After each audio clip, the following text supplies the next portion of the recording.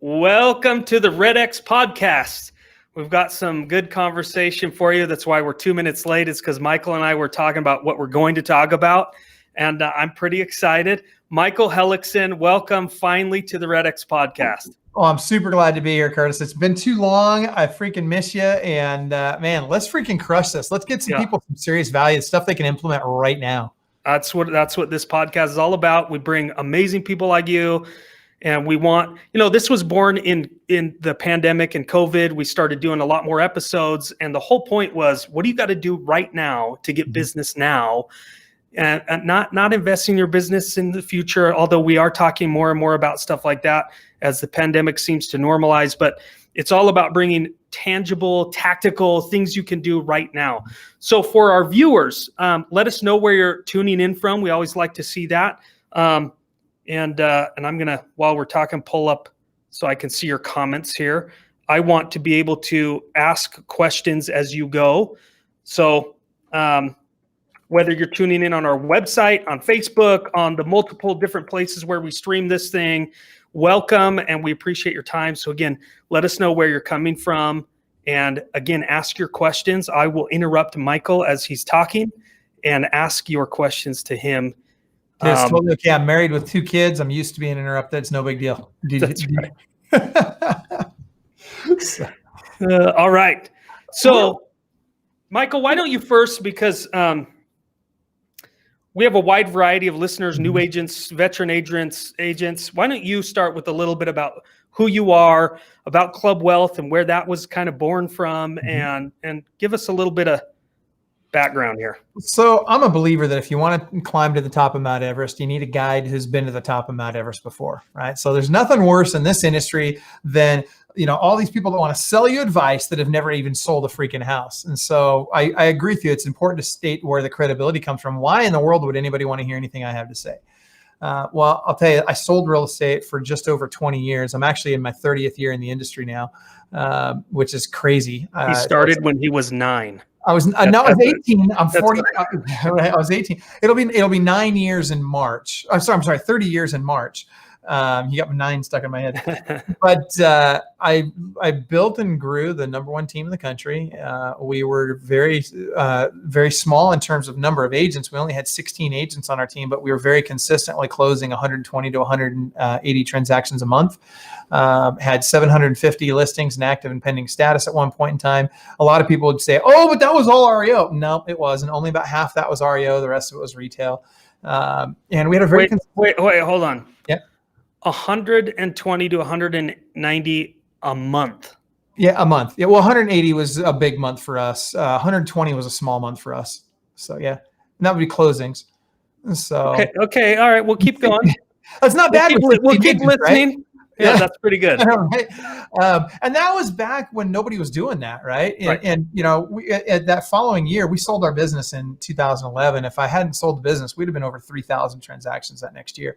But the reality is that there's a lot of people doing, I shouldn't say a lot, there's a handful of people doing that kind of volume today. Most of the time, they've got a much bigger team. Usually they're going to be running, 50 to 100 people on their team to get to that kind of volume. But the reality is that it's not about just how many transactions we did. It's about how profitably we did it. And it's about how we did it in a way that allowed us to actually have a life. Now, Andrew will appreciate this, especially, he's a big follower of some of the same people I am. Our core value at ClubWealth is that no success in the world can compensate for failure in the home. And so I'm sure Andrew, our tech wizard on the call here, has probably heard that quote before. And I know you have, Curtis. So, but the reason that's important is because it's not enough just to work really hard and put a bunch of transactions together if it means the expense of your family. What's really important is that let's make a ton of money. Yes, I'm all about making people millionaires. I just want to make sure you get to have a life in the process. And so, go ahead. You used a word there that agents shy away from: profitability. I think most agents probably don't even know. I think their personal finances are mixed with their business finances, and they're still, they look at people and go, oh, how can they live paycheck to paycheck? But they're commission to commission. Yep. Transaction to transaction, And then we make ourselves feel good in our industry by going, well, look at my GCI or look at my total sales volume. Oh, that's the worst. And at the end of the day, how much money are you putting in the bank to live the life that you actually got into this business to live?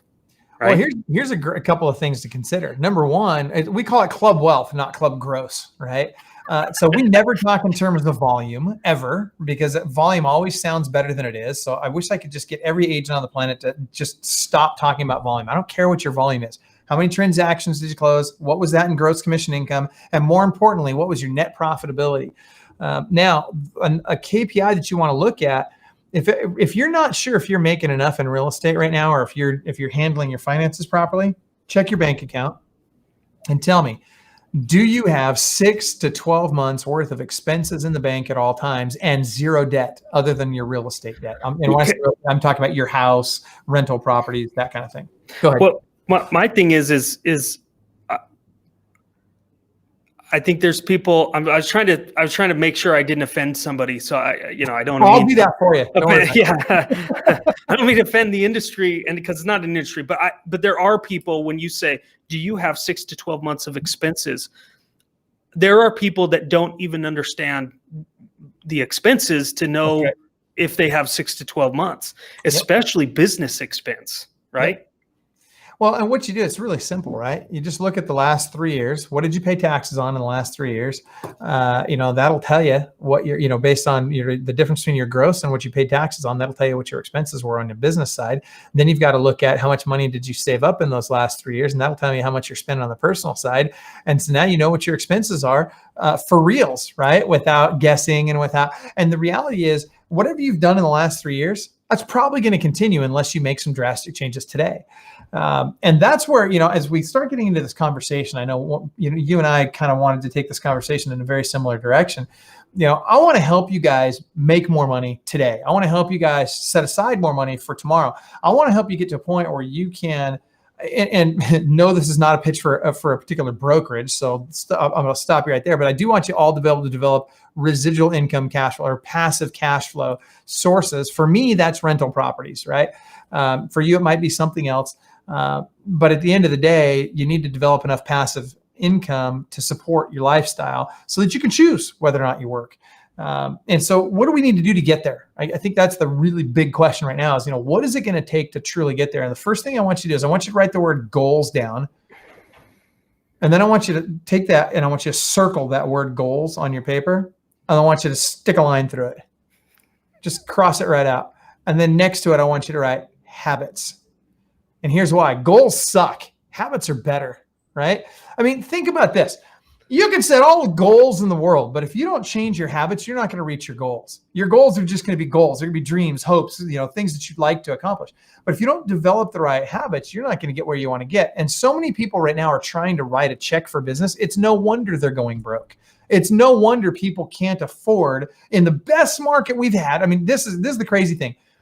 If you're not financially where you want to be right now, you have something to be concerned about, because since 2011, so what, almost 10 years now, has been the best 10-year run we have ever seen in this industry, ever, not even remotely close. It has been easier to make a really great income in this industry than ever before. That's why you've got all these companies jumping in and trying to go after your commission and all this, Zillows and Realtor.coms and OpCities and all that stuff. So here's the problem with real estate. The problem with real estate is that most people traditionally in real estate, it's been the part-time person, that's doing this on the side while she's, running everything else in her life at the same time trying to sell real estate, right? Well, now you've got professionals running their real estate business, right? Where this is all they do. They're hyper-focused on it. Now, we still got, and I'm gonna say moms, because frankly, let's call it what it is. Women are much more organized than men are. If men have, it's much harder for a guy to handle it, balancing his personal life with his business life than it seems to be for women. Women just figure it out because, I don't know, they're just smarter than us. I don't know. But at the end of the day, what happens is, when now you've got these men and women who are super focused on their business, who are super focused on what it takes to actually run a business, not just be an entrepreneur, but actually run a business. And now they're doing things like lead generation, lead follow-up, and lead conversion at a very high level. Previous, it was all referral based. I can prove this with stats. Write this down. 8 years ago, this is, by the way, from the National Association of Realtors. 8 years ago, 61% of the average agent's business came from their sphere of influence. And what that means is repeat clients, past clients, referrals, all that stuff. We're going to call it all sphere of influence. 61%. Just 4 years ago, that number had already dropped all the way down to 41%. That is a massive drop in 4 years. And then that 5th year, we don't know the exact number, but it sounds like it was in the 30% range. So what's happening is the number of transactions that are happening by referral is dropping dramatically. And don't get me wrong, I love referrals. When I was at my peak, we were doing about 190 transactions or more a year by referral, but it was only 12.2% of our overall business. The problem is if you're reliant 100% on referrals for your business, and I'll give you some more evidence to this. There's a coach, and I won't say the coach's name, very good guy, really, good coach, runs a coaching organization that focuses virtually entirely on referrals. And in 2008 and 9, this particular coach almost went out of business. Why? Because his clients predominantly were reliant on referrals. And nobody goes to their friend in a recession and says, hey, Curtis, hey man, I'm losing my house to foreclosure. You got a good real estate agent you could refer me to? Right. Said no one ever, right? And what they do is they hide from it. They're avoiding it. They're embarrassed, right? They don't want their friends to know they're late on their payments. It's embarrassing to them. And so they don't reach out to their friends. They find their agents in other ways. Here's the statistics that are super scary for those of you that are reliant 100% on referrals. And again, I'm not saying don't do referrals. I love referrals and I want you to do them better. I want you to get more referrals. I just want you to get more leads from other sources as well and really develop a more balanced lead source base. So right now, 92% of all buyers start their search online. Now just think about that for a second. 92% start their search online, not with their buddy, not with their mom. They don't ask their friends. They start their search online. And here's the crazy number. Fully 72% of those work with the first agent they come in contact with that doesn't drop the ball on follow-up. Now think about that just for a second. Have you ever done a transaction, Curtis, with an agent or seen agents that do a transaction? Those of you watching, have you ever done a transaction with somebody and just thought, why would anybody choose that knucklehead for their agent? We've all had that transaction, right? Or that agent on the other side. This is why. Because they found them online and that person didn't drop the ball on follow-up. So it's the path of least resistance. So where you're going, Michael, is part of our core philosophy. So we look at people. Here's a problem in the industry right now. You can validate this. You've got new people coming in, and we have new people coming in the last 5 years like crazy because it's a hot market. So people get their license. They get their license. They come in. They look around the office. They look at the guy that's doing a lot of transactions. They say, "Where are you getting your business?" And they go, "My network or my sphere of influence." And then they go, "Oh, well, I'm going to go work my sphere." What they should be asking is, what did you do to build a sphere big enough that you can then rely on it for future business or sustainability? Right. And part of what we're all about is helping agents build sustainable business. And that means building your sphere of influence in a way that doesn't. I promise that if you help an expired sell their home where another agent failed, that person is a better member of your sphere of influence than your cousin who has never qualified for a loan, right? Yeah. And so we're all about helping people leverage that testimonial. That's right. What's that? Especially if you leverage that testimonial properly on social media, with video, the whole 9 yards. Yeah, and so that's what we're all about. That's why we believe so strongly in leads. I mean, obviously, that's the products that we sell, but we believe in the model. This isn't just it's not just a product we sell. We have seen people graduate from maybe they don't want to grind so much. Maybe they don't want to build systems. Maybe they'd want a small team. That's fine. If you build, we have a local agent here, great guy, been in the business for 20 years, very successful. He's got 3,000 past customers. Mm-hmm. He doesn't have to he's selling now generationally, right? People who say, "Hey, you sold my parents." because he's got a great system to follow up with his sphere. But in order to build that sphere, he called every day and didn't miss a day of prospecting for 9 years in order to be able to build that kind of sphere. That's right.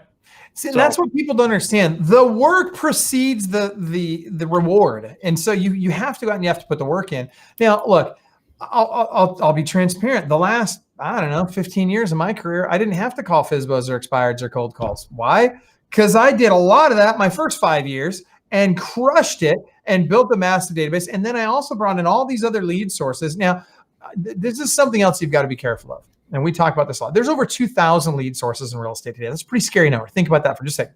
2,000 lead sources. What's really crazy is, and I may get these numbers a little bit wrong, but it was in the neighborhood of 85 million leads were sold in real estate last year. And of those, there were 8.5 million transactions. Do that math for a moment, right? Like, that's some insane numbers. You start thinking about it. That means every time you get a lead, there's probably 10 other agents calling that same lead. Now, that being said, I'm a believer in lots of lead sources, no matter what your lead source is. And you have to understand a couple of things. One, what is the ROI on that lead source? This part everybody can understand, right? If I spend $1, do I get how many back, right? If I get $3 back, I've got a 3-to-1 ROI. That's great, right? My return on investment is $3 for every dollar I spend. And by the way, that's our minimum. You got to be at least a 3. Your lead source isn't even worth touching. But there's plenty of lead sources where you can get a 5, 8, 10, even a 12 ROI on some lead sources. Now, here's the key, though. Not only is ROI important, but you have to understand the cash conversion cycle. Now, that means from the time I spend money on that lead, how long does it take me before I get money back? And that cash conversion cycle frequently and more often than not is more than a year. More than a year for most lead sources, all right? Now, I'm not even saying that's bad.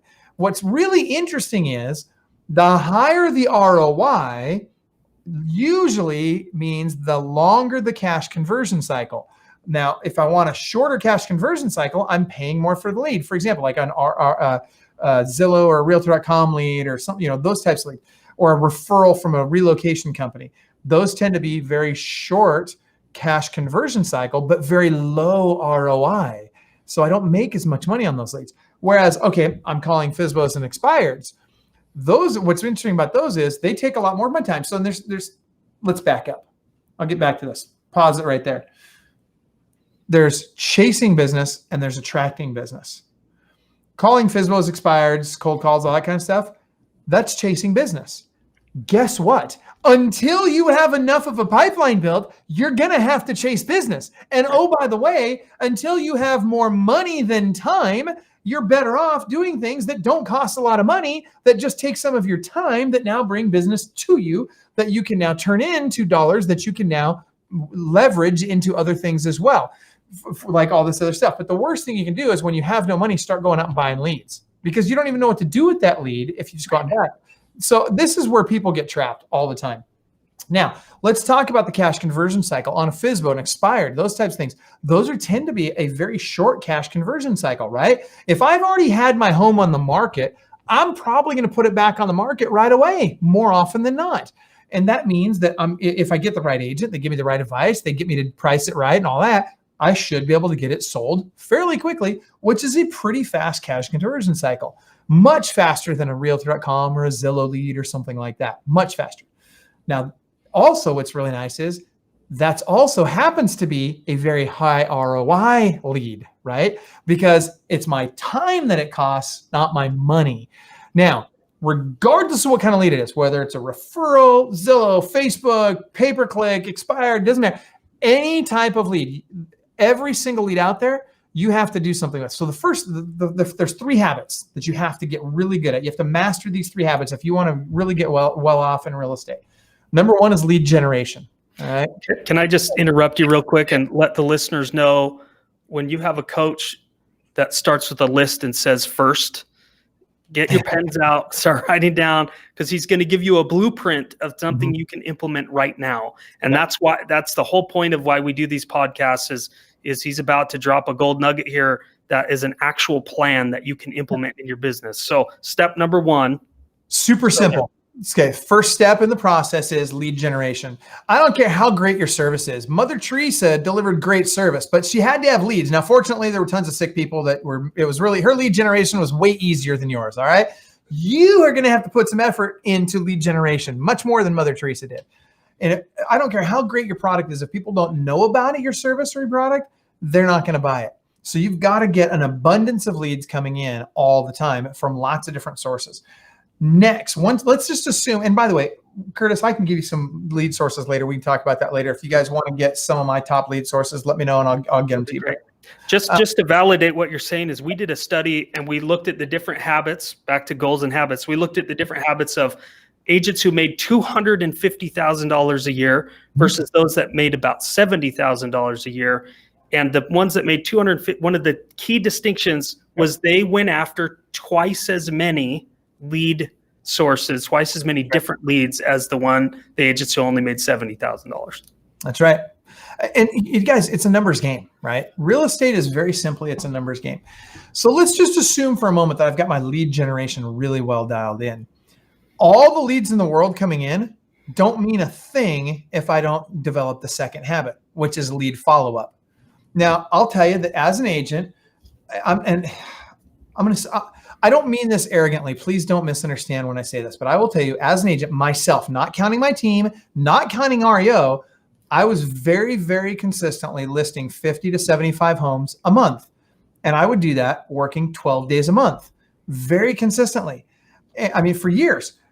How did I do that? And there's people, and this was a decade ago, and there's still people today that aren't doing that. In fact, I don't know anybody that's ever done that. Why? Why aren't people doing this? Because they're focused on the wrong thing.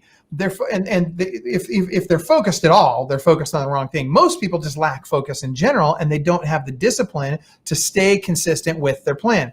So what I figured out is there's a limited number of things that I need to be doing at a high level to really make a ton of money. And for me, that was, I got to get a bunch of leads. I got to follow up with those leads, and I got to go on appointments with those leads, right? And then I got to convert those appointments to a listing. Well, once I got my lead generation on autopilot, which took me about 5 years, but I got that on autopilot and I got enough money together and got things working properly to automate all those systems, then it came down to follow-up. And so what I would do is I would make 115 to 125 follow-up calls per day from my car in between appointments. So I would schedule 6 to 8 appointments a day, and that's all I would do Monday through Thursday. So I did it 4 days a week, 3 weeks a month. There's my 12 days that I worked. So I'd get up at, I'd be out the door at 7:30 in the morning. I'd be home by 10 o'clock at night, 4 days a week. I took the rest of the week off. That was a great schedule for me. But the key here was I made those follow-up calls. I didn't call my wife. I didn't listen to the radio. I didn't call my buddies. I wasn't doing anything but lead follow-up calls. If an appointment didn't show up, I sat in my car and I made lead follow-up calls. And I would schedule more appointments for the coming days and weeks. That's what I did. And guess what? It worked. It wasn't rocket science. Can you tell us what you mean by lead follow-up? I mean, we're dealing with this right now with some of our product development. And it seems like lead follow-up is this. Or do you mean calling leads you haven't connected with, or are these leads that you have connected with? And then can we get into how to lead follow up? So it's both. So first and foremost, so the leads that I have not yet connected with, when I schedule an appointment with one of them, that's a first time appointment. That counts as an appointment in my book. If I've already met with somebody, like if and by the way, I didn't work with buyers. I only worked with sellers. I had other agents on my team that worked with the buyers. But if I've already met with somebody, I don't count that appointment again. I've already done that appointment, right? So it counted once. But I will tell you that there's two things that are super important with lead follow-up. Number one is speed to lead. You have to get to that lead quickly. And by quickly, I'm telling you, it needs to be under 30 seconds. The number one buyer of Realtor.com leads in the country is a guy named Robert Slack. Robert will do, I think he'll do, I can't remember. I know he'll spend about $12 million on Realtor.com leads this year. It's a crazy number. And Robert's got so he's got like 450 some odd agents on his team. He's all over Florida. And his speed to lead right now is 16 seconds. That's how competitive it is out there now. 16 seconds. So you've got to get your speed to lead down. And if you're waiting 5 minutes to call a lead, it's too late. Now, the nice thing is that's not the case with expireds and FSBOs and those types of things because they're already getting hammered by a bunch of people anyway. So timing is not as important with those types of leads. But the second facet is extremely important. And that's tenacity of follow-up. So I have something called the ClubWealth. We at ClubWealth have something called the ClubWealth Rule of 3. So write this down. The rule of 3 is I'm going to reach out to them in 6 different ways. And the ways are phone. And oh, yes, you're going to have to pick up the phone. So quit your whining. Pick up the freaking phone. If you want to make a living in this business, you got to get voice to voice and face to face with people as often as possible. So I'm going to pick up the phone. Next, I'm going to text, email, video text, video email. And then number 6 is my personal favorite. I'm going to Facebook stalk them. And we'll talk about that in a minute. But suffice it to say that that stalking used to be a 3 to 5 year sentence. Now it's a 6-figure income. So you've got to stalk people. You got to be all over this. So now I'm going to do it following the rule of 3. So I'm going to do these things 3 times. Write this down. 3 times a day for the first 3 days, 3 times a week for the next 3 weeks, and 3 times a month for the next 3 months. Now, if I get a hold of them on the first call, first day, am I going to call them 3 more times that day? No, of course not. Don't be ridiculous. No, but what I am going to do is until I get a hold of them, I'm going to follow that schedule. Once I get a hold of them, I'll alter my follow-up schedule based on our conversation and based on what their needs are and where they're headed and where they are in the buying process or selling process. If they tell me, hey, we're going to be selling, but we're going to be waiting for 6 months to sell. Cool. I'm following up with them in 3 months, no matter what. I'll cut whatever time they give me in half, and that's when I follow up with them. In the meantime, I'm still going to drip on them, right? So I'm going to be sending them drip emails, drip text, all that kind of stuff. I'm going to do the very best I can to retarget them on Facebook, massive, right? And I'm going to retarget them on other media like Google pay-per-click. All right, that said, the follow-up tenacity is so important. But I want you to think about this. Most agents won't make a second phone call. The vast majority won't even make a second phone call. If I've called them 3 times a day for the first 3 days, 3 times a week for the next 3 weeks, 3 times a month for the next 3 months, I'm at 27 plus calls over 4 plus months. And likely it's much longer than that, right? Likely I'm following up with them for a lot longer than that. And I'm probably calling them, once a month or once every other month at the very least, depending on how far out they are. By the time we get a couple months into it, I'm the only person following up with them. I'm the natural choice for them. We've developed a relationship. They know who I am. I know who they are. And by the way, the worst thing you can do is call them up and say, hey, Curtis, are you ready to sell yet? Like, stop that. Like, you don't need to do that, right?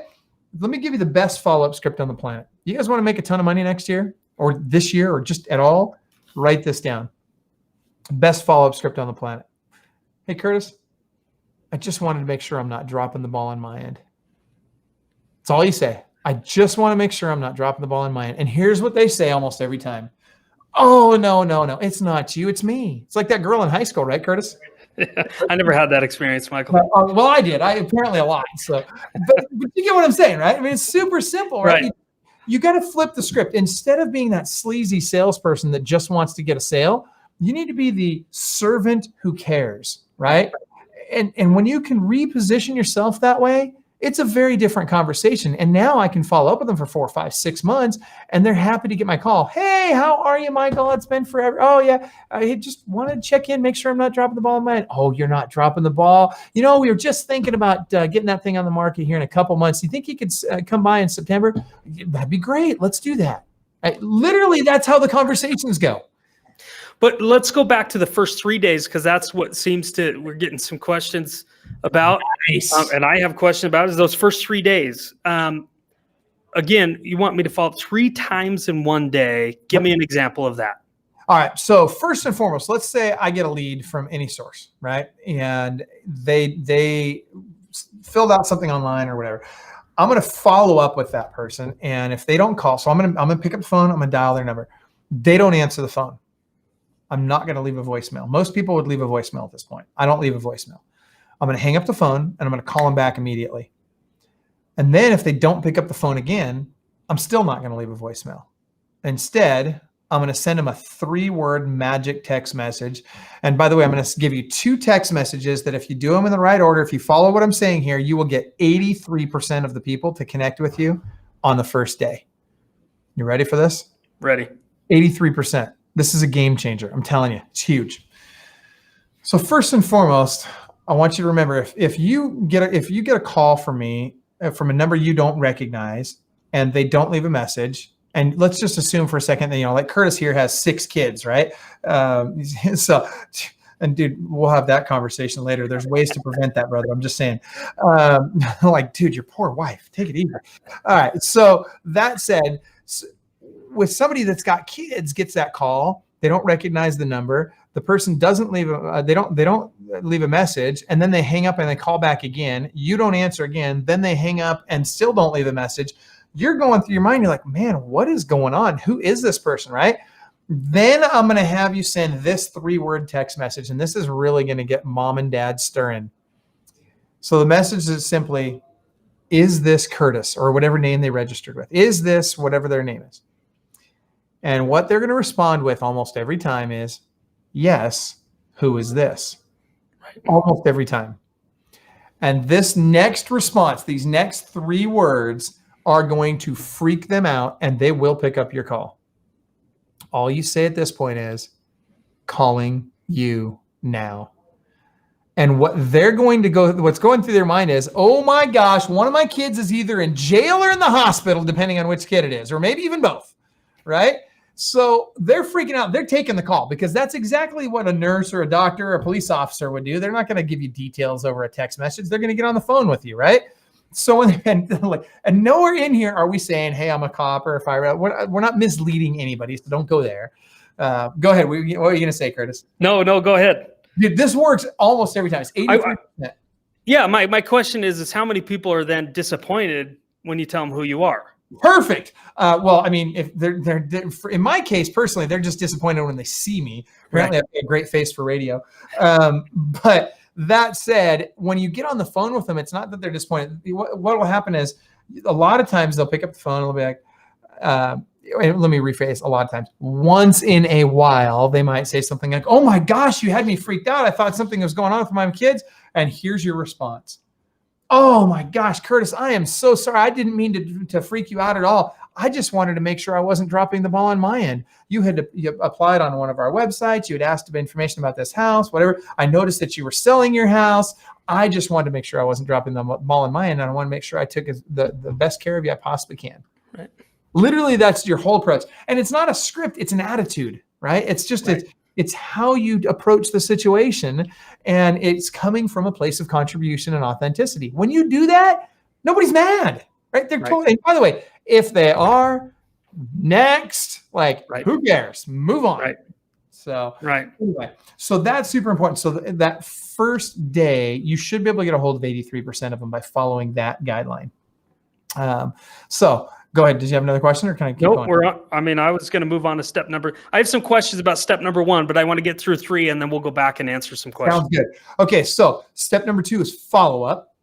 And again, all of these methods, we want to hit them land, air, and sea. That's why we want to follow up with them, all these different methods. And I cannot tell you how important it is to make sure that you're retargeting on Facebook, other social media, and on Google pay-per-click. You've got to be retargeting. And if you don't know what that means, we don't have the time to go into it today, but understand that everywhere they go online, I want them to see you everywhere. And I want them to see added value from you, not a big sales pitch every time they turn around.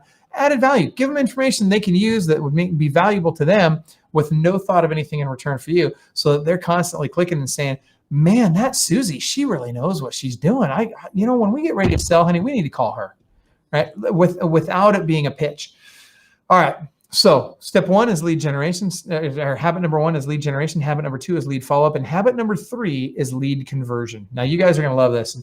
And Curtis, this may be the source of I won't tease Andrew too hard. But this one is so important. Lead conversion is another place that real estate agents drop the ball a lot as an industry, right? Let's take a quick look at history. Realtor.com and Zillow said, real estate agents really suck at lead generation. Why don't we do it for them and see if we can build a business out of it? Billions of dollars later, they figured out that, yep, they were right. And now we're willing to pay them all kinds of money to generate leads off the listings we go get anyway. Like, we don't even need these guys. Why are they doing it? Because real estate agents, as a rule, as a group, got lazy.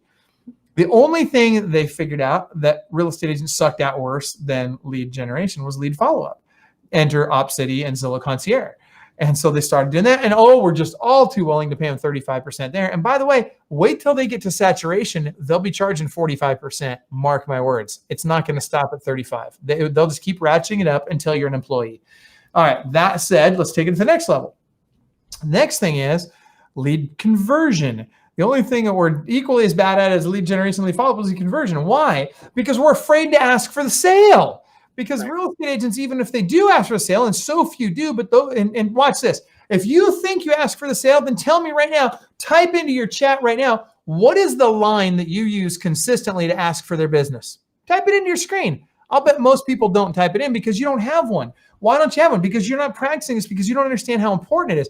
Partly because you're not going on enough appointments. Why? Because you're not doing enough prospecting. Why? Because you don't have enough data. I don't know. What's the reason? There's all these excuses, but you got to track it back, and you got to get to the point where you're going on enough appointments to hone these skills. So that, give me an example. If I'm on a listing appointment, I was 93% on my listing appointments. I didn't get there overnight, and it didn't matter if it was a cold appointment, expired, physical. It didn't matter what kind of an appointment it was.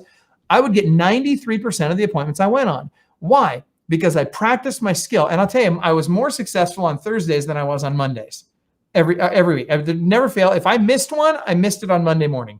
That's the one I didn't get that week. It's always Monday morning because I got to get back in the swing of things. I got to get my game back on, right? And so that said, what do we need to do for conversion? This is a piece. Number one, you've got to have a line. Here's a great closing script for you. When you're on a listing appointment, I've done this on thousands of listing appointments, literally thousands of listing appointments. And I use this line literally the last probably 15 years of my career. I use this line, and it worked phenomenally.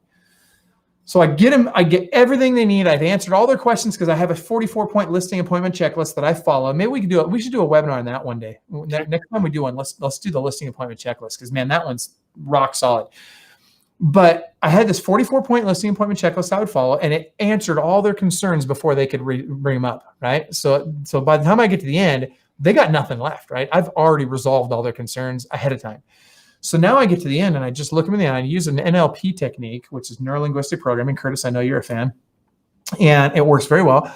So look at your camera. Hopefully, if you guys are listening to this podcast and not watching it, you won't be able to see this. But those of you that are watching, I look right into the person's eyes, and as I'm shaking my head back and forth from left to right, I'll say, "Are there any other questions before we get started on the paperwork?" And I just shake my head back and forth from left to right as if to say no. And it's a very powerful technique. Now, understand this. Your subconscious mind is far more powerful than your conscious mind and cannot tell the difference between reality and what you tell it to believe. So when I'm shaking my head back and forth, they are compelled naturally, subconsciously, to say no. And guess what? That's the answer I want right then. And I say, fantastic. And I go right into my paperwork. Well, I even knew what you were doing, and you start doing this. And did you see my head start to follow along? Right? I mean, you know, because we're in rapport. When you're with rapport someone, that the mirroring and mimicking is natural. It's how you know you're in rapport. So that's exactly right. Very well, and let's write this down. Speaking of rapport, this is a great Tony Robbins quote. He says, when two people meet and there is rapport, the one who is most convicted in their beliefs will always what's the word I'm looking for? Influence the other.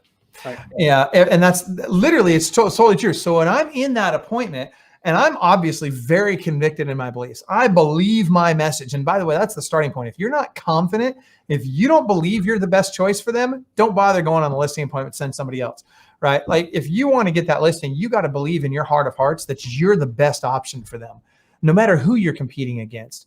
And it doesn't matter if they do more business than you or not. Do you care more? Are you going to work harder? Are you going to really devote more time, effort, energy to this person? Are you going to do whatever it takes to get the job done for them? Great, then you're the best choice. That said, when we're talking with buyers, this cracks me up. So many agents, they'll get a lead, they pay all this money. It's insane to me how much money people pay for leads, and then they screw them up. And How do they screw them up? They don't follow up with them, and if they do follow up with them, they don't close them. Or here's one of my favorites. This is one of my favorite ways agents screw up with buyers. Buyer calls them. So Curtis, you're the buyer. I say, hey, Curtis, before I can take you out to show you houses, I need to get you pre-approved or pre-qualified, right? Dude, that is sales prevention 101. Stop that crap. You guys, that's horrible. That's terrible. And listen, drug dealers are smarter than that, right? I mean, here's arguably the dumbest group of people on the planet. Their product kills their clients, and yet they're smarter at lead conversion than real estate agents are. right? And I've never done drugs, so even though I probably look and act like I did, I never have. But understand this, the drug dealers know something real estate agents don't. They understand their product and they understand how to get people hooked on it. And so what they say is, write this down. First one's free, then you got to pay. Now think about that. What's your product as a real estate agent? And I know a lot of people out there are probably saying, oh, it's the house or whatever. What do you think, Curtis? What's your product? So, well, I was going to say house, so now you got me. And that's what most agents would say. Most everybody thinks the product is the house. It's not. That's a widget, right? That's just the widget.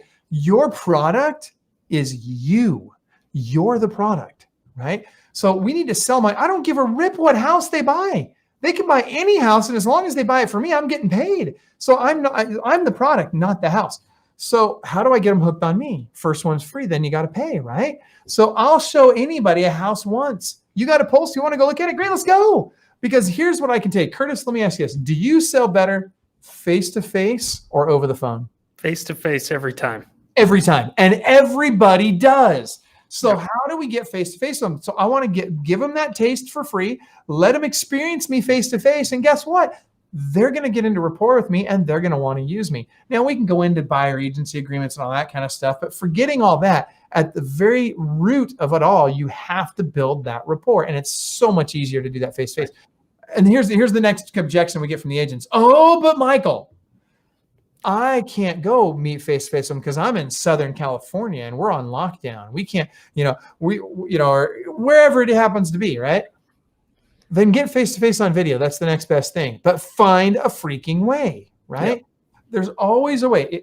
We've told people this forever, right? Here's another nugget for you guys to write down. Where there's chaos, there's opportunity. Now, I would love to take credit for that quote, but it's actually a quote from Sun Tzu, who wrote The Art of War. Where there's chaos, there's opportunity. Our clients in the 3 months following COVID had their best 3 months of their entire careers. 80% of them. 80% of them had their best 3 months ever during the heightened status of COVID. That was their best 3 months ever. Why? Because while everybody else was curled up in the fetal position in the freaking corner, wondering how they were going to solve this and sitting there sucking their thumb, our clients figured out how to find the opportunity in the chaos. They started doing things like virtual open houses, like virtual tours, like virtual listing appointments, virtual buyer appointments. And guess what? They did it right away and they had massive success with it. And there's been plenty of people that have struggled since then. So there you go. Habit number 3 is lead conversion. And the way you get that lead conversion is you get right on it. You give them what they want right now. Don't wait. You're in a service industry. Learn to serve people. I think that's great. I think there's a lot of questions about lead generation. I'm not going to jump into that too much because one, you've said there's 2,000 different lead sources to be ways to generate leads. So just to reiterate what Michael has already said to answer your question, Sylvie, and some others that are asking similar questions, is there's 2 types of leads that you can generate. There's the chasing and the receiving, like attracting. And chasing leads are the ones you need to have if you don't have money to attract leads, right? I'm just replaying what you taught us, Michael. So that's what REDX does. We have leads that you can chase of people who are qualified, raising their hand, saying, I'm willing to list, I'm willing to pay a commission, and I need help from a professional. It does mean that you've got to work for them, but they're very inexpensive, high ROI that allow you to reinvest in the business to then go after those Facebook ads or whatever you want to do to have leads that attract. So they're also a very short cash conversion cycle, which means you get paid fast. Right. And then again, the long-term benefit, now you've got somebody in your sphere of influence where you're the hero because they're saying, I need help, and you go in and help them and do that. So I think that answers all of the lead generation questions. Well, let me throw one other lead generation thing out there that people need to understand. I'm going to let you in on a little secret. When I sold real estate, I never bought a single buyer lead ever the entire time I sold real estate. And I was the #1 agent in the country. In fact, I was getting 6,352 sign calls per month. Sign calls, 6,352. Why is that possible? Because when everybody else was out there buying buyer leads, I was buying seller leads. I was making calls. I was doing everything I could to stack the sellers in my favor. Because let me tell you something, That's where the money's at. For every listing I take, I should be able to get a buyer and a half. In fact, for every sign I have in the ground, I should be able to get 1.5 to 2.5 sign calls per week per sign. Start doing that math. Right. That's how you get to 6,352 sign calls a month. When you have that many leads coming in from sign calls, you don't need to buy any other leads. There's no need to ever buy another lead ever again. Right. But you have to learn to take listings. So if I have to choose between buyers and sellers, there's no question I'm spending all my money to get sellers. And I'll spend a boatload to get sellers. Like in my market, okay, well, let's give you an example. At one point in time in my career, my average sales price at one point was $285,000. And I was willing to pay $1,250 to get a listing on a $285,000 house. To do that math. Why? I wasn't making much money on the seller side. I was killing it overall in my business because all my buyer leads were free and I didn't have to pay all these other people to get leads. Right. Well, and most buyer lead sources today are a very long sales cycle, cash cycle, right? So a 3% conversion rate over 12 to 18 months on most buyer lead gen, and you're paying a lot of money for those. That's right. Versus some of the leads that are out there from some reputable companies like REDX that are less than 2 cents a lead for a seller lead. So let's call it what it is. And I think you remember this, Chris.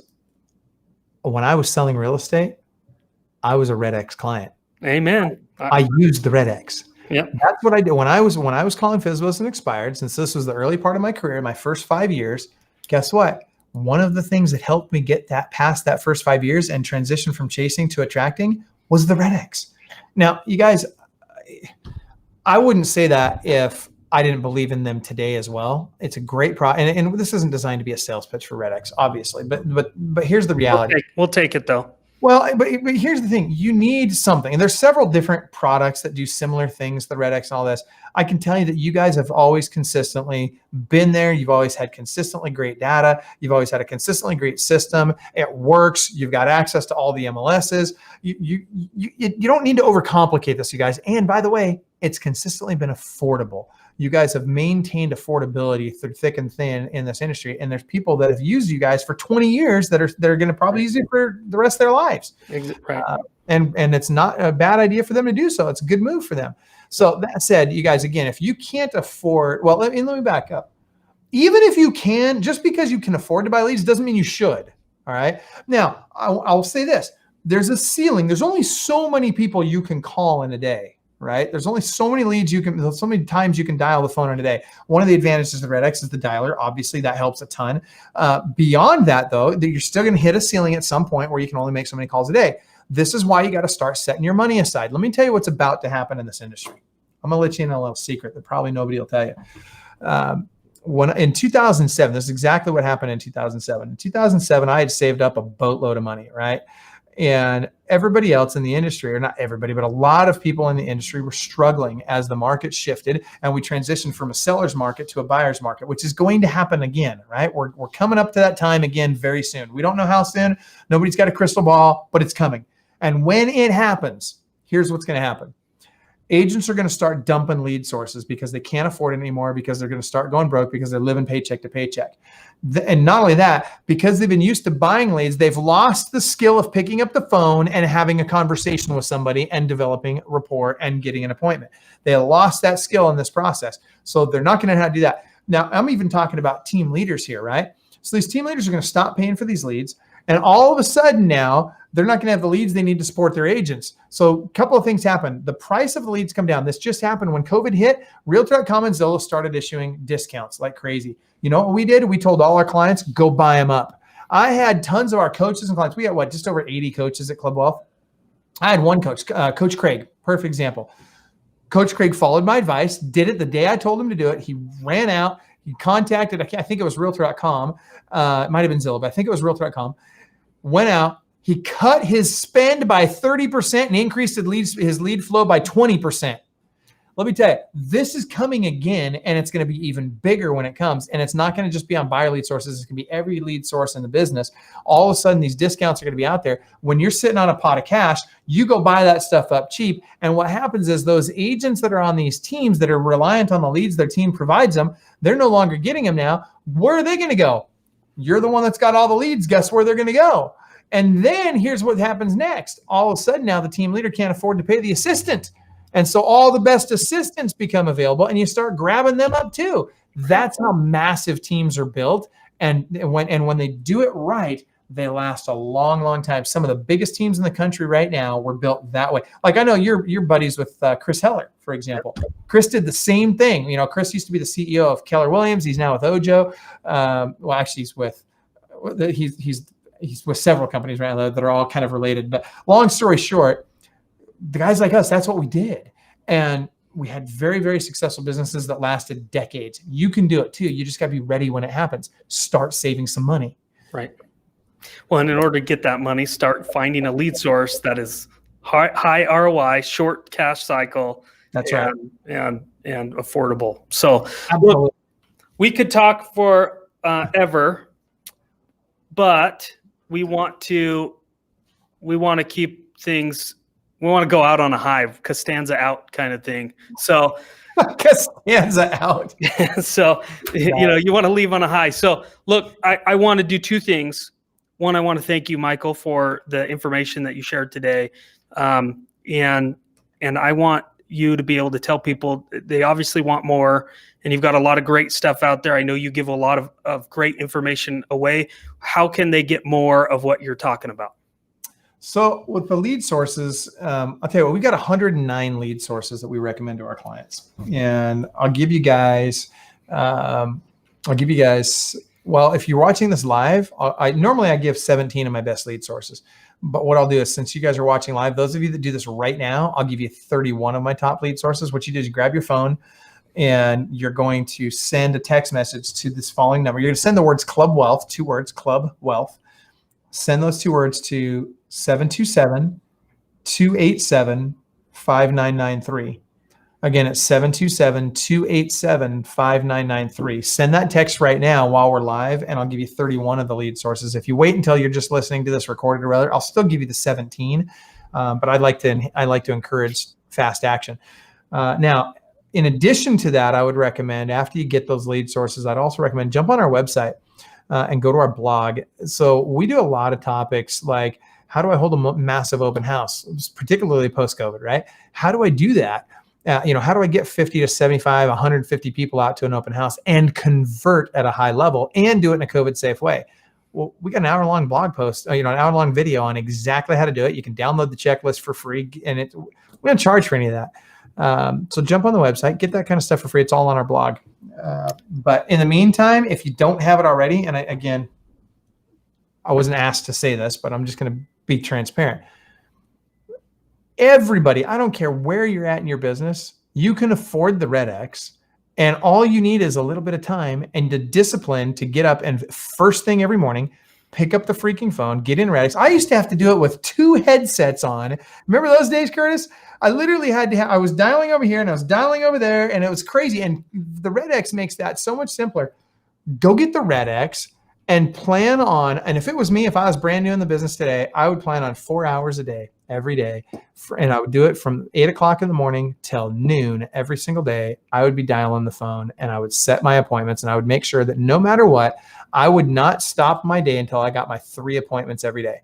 There's no reason why. You should be able to get, in about an hour, you should be able to get 1 appointment. So if you do 4 hours, there's no reason why you can't set 3 appointments in 4 hours. So if you set 3 appointments a day, give it 6 months. You'll be the top agent in your office, guaranteed, just 6 months in. And a year into it, you'll have a team, you'll be crushing it, and you won't be making those phone calls anymore. You'll have somebody else doing it. That's right. So thank you for that, Michael. And if somebody got afraid at 4 hours, some is better than none. So don't. You got to start somewhere. You got to sign up. You got to do it. So. Yeah. You're right. Anyway, Michael, thank you so much. We've posted.